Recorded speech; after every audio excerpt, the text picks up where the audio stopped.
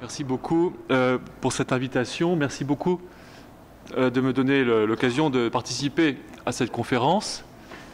Sur ce sujet important, beaucoup de choses ont déjà été dites. Et je vais essayer de synthétiser quelques éléments de réflexion suite à ce qui a été dit. Je travaille dans le domaine des droits de l'homme depuis déjà presque une vingtaine d'années, beaucoup sur la question du handicap et du droit à la vie, ce qui m'a amené à m'interroger sur les fondements politiques, philosophiques, des choix qui nous conduisent à privilégier l'une ou l'autre solution face au handicap. Finalement, la question du handicap et la question de la trisomie nous renvoient à une question fondamentale pour toute personne qui s'intéresse aux droits de l'homme, et même à la question philosophique par excellence, nous renvoie à la question de savoir ce qu'est l'homme. Finalement, le handicap, mais aussi la race, les différences, nous renvoient à la question qu'est-ce que l'homme ? Est-ce que, dans quelle mesure, une personne handicapée est pleinement humaine ? À partir de quel degré de handicap la personne perd ou perdrait de son humanité? À partir de quel degré de développement le fœtus humain devient lui-même humain? L'humanité est-elle relative, variable selon la condition physique, en particulier selon la condition intellectuelle, les capacités mentales, capacités de pensée, d'expression? L'humanité est-elle relative? Et par suite, la dignité elle-même est-elle relative? C'est là la question qui se pose, puisque en fonction du degré de dignité et d'humanité que nous allons reconnaître aux personnes, nous leur reconnaîtrons un degré de protection de leurs droits. Il faut bien comprendre que la définition des droits de l'homme dépend de notre compréhension de ce qu'est l'homme. Si nous introduisons un caractère relatif dans notre compréhension de l'homme, alors cette relativité se répercute sur les droits. Si quelqu'un est moins humain, alors il a moins de droits de l'homme. Il a des droits en proportion de son humanité. Et ainsi, l'embryon n'a pas de droits. Et il acquiert des droits à mesure de sa croissance. Avortement sur demande au début, puis système nerveux qui se développe, conditions nouvelles pour limiter l'avortement, et à mesure qu'il se développe, sa vie est protégée. Et sa vie n'est pleinement protégée qu'après la naissance. Et encore, certains disent, après seulement qu'il ait réellement une capacité de conscience de lui-même. Donc, définition de l'homme relative entraîne une relativité des droits. Y a-t-il des degrés dans l'humanité ?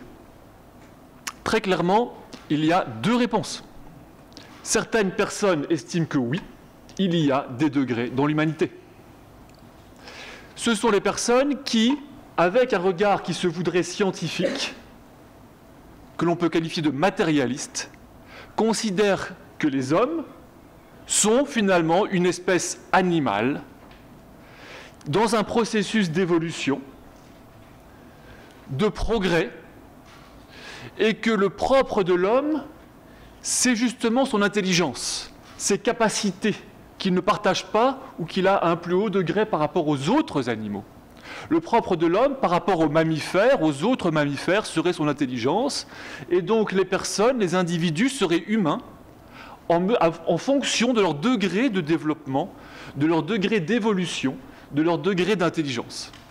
Ce qui fait qu'un ingénieur allemand serait peut-être plus humain qu'un ouvrier d'un autre ère culturelle, puisqu'il aurait une plus grande capacité intellectuelle, il serait plus évolué. Donc finalement, cette conception de la dignité relative s'inscrit sur une conception matérialiste de l'espèce humaine comme étant le fruit de l'évolution et tendue vers un progrès attaché aux capacités intellectuelles. Conception matérialiste.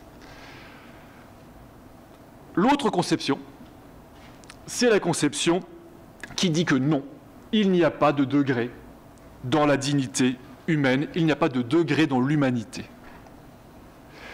Cette réponse, qui nie la différence de degré dans l'humanité, ne se base pas sur une compréhension matérialiste de l'homme, mais sur une compréhension que l'on peut qualifier de métaphysique. C'est une compréhension de l'humanité qui observe dans l'humanité entière l'existence simplement d'une commune nature humaine. L'affirmation de l'égalité, de dignité, d'une commune et unique humanité repose nécessairement sur la reconnaissance d'une forme de nature humaine universellement partagée. Cette conception métaphysique est l'origine de l'égalité entre les hommes, de l'affirmation de l'égalité entre les hommes et de l'affirmation de l'universalité des droits.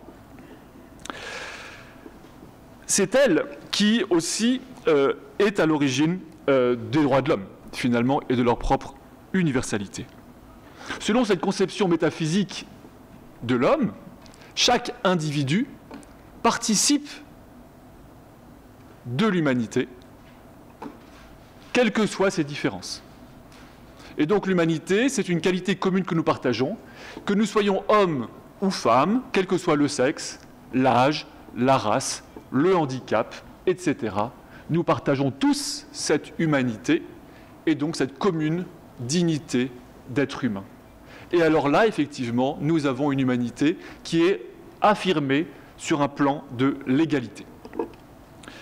Entre ces deux conceptions, il ne faut pas croire que le débat s'est achevé avec la Seconde Guerre mondiale.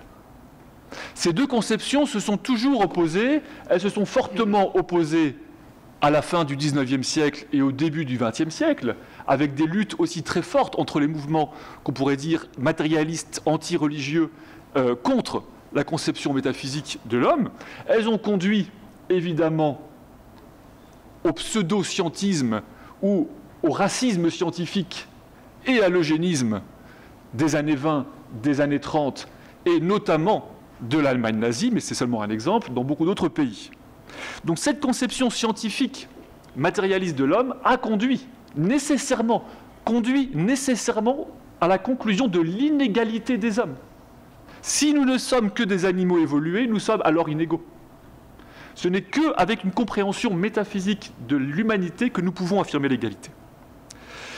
Après la Seconde Guerre mondiale, comme vous le savez, choqués par les conséquences du matérialisme, eh bien, les fondateurs, les rédacteurs de la Déclaration universelle des droits de l'homme ont été amenés à discuter, à débattre précisément de notre compréhension de l'homme. Sans surprise, les personnes faisant partie du bloc soviétique défendaient plutôt la conception matérialiste.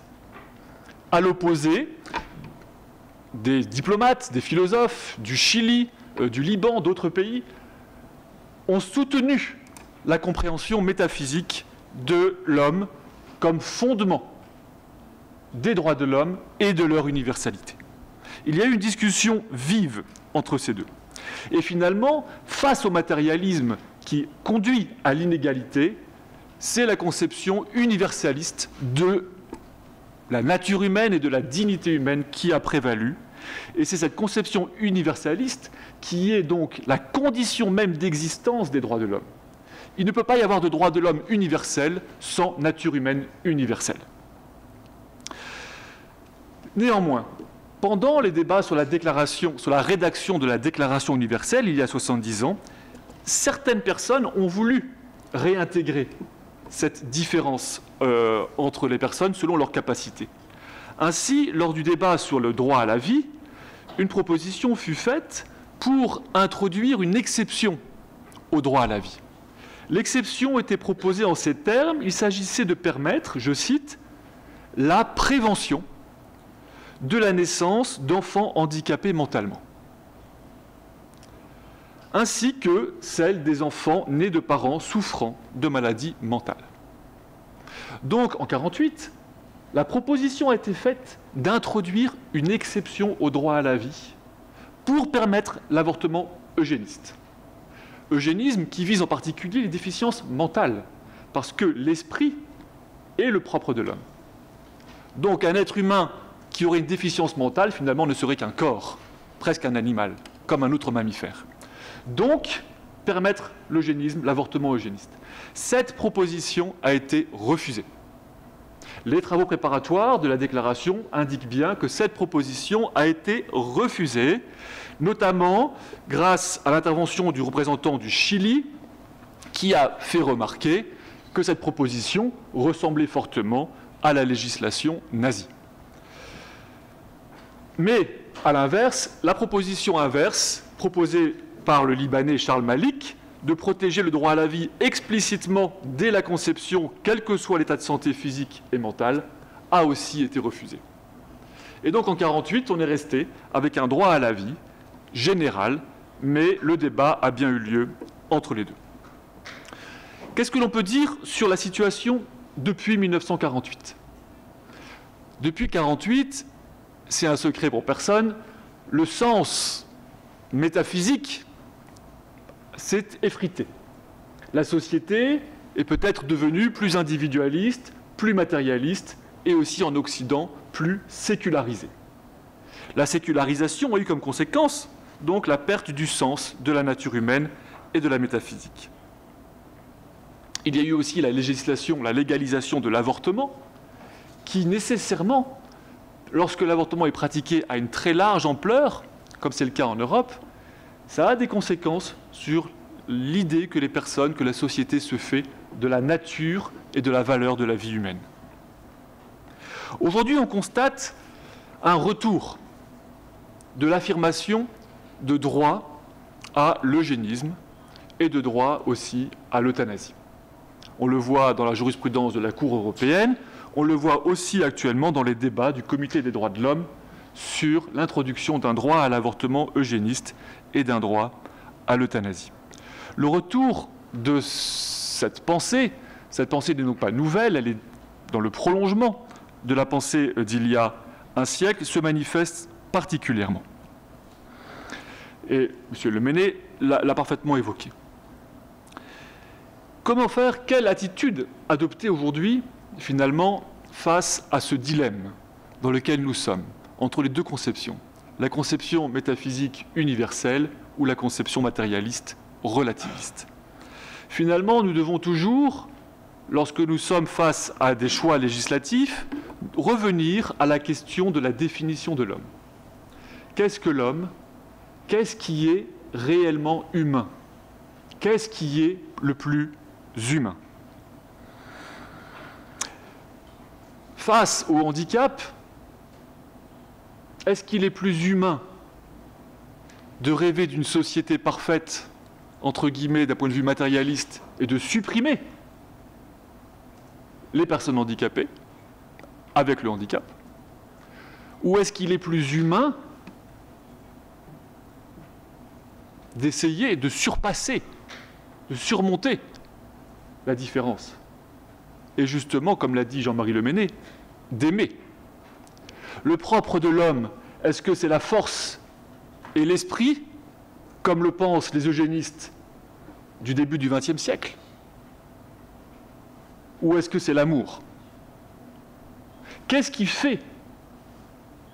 Qu'est-ce qui constitue notre humanité ? Si nous arrivons à définir ce qui constitue notre humanité, alors nous saurons orienter notre compréhension et notre interprétation des droits de l'homme. Si nous disons que c'est un droit de l'homme de tuer une personne parce qu'elle est dans le coma ou d'avorter une personne parce qu'elle porte un handicap, alors nous avons une conception du propre de l'homme qui est effectivement froide, glaciale, matérialiste, inhumaine. Je pense, moi, mon approche, je pense que face à ces difficultés auxquelles nous sommes confrontés dans nos choix, la solution consiste à rechercher à chaque fois quelle est la solution la plus humaine et à rechercher l'humanité dans finalement, effectivement, la valorisation, l'attention, le soin. Et c'est en cela que notre société et que nous pouvons réellement être humains. Et un véritable progrès des droits de l'homme, c'est un progrès qui conduit à davantage de soins et d'attention. Je vous remercie.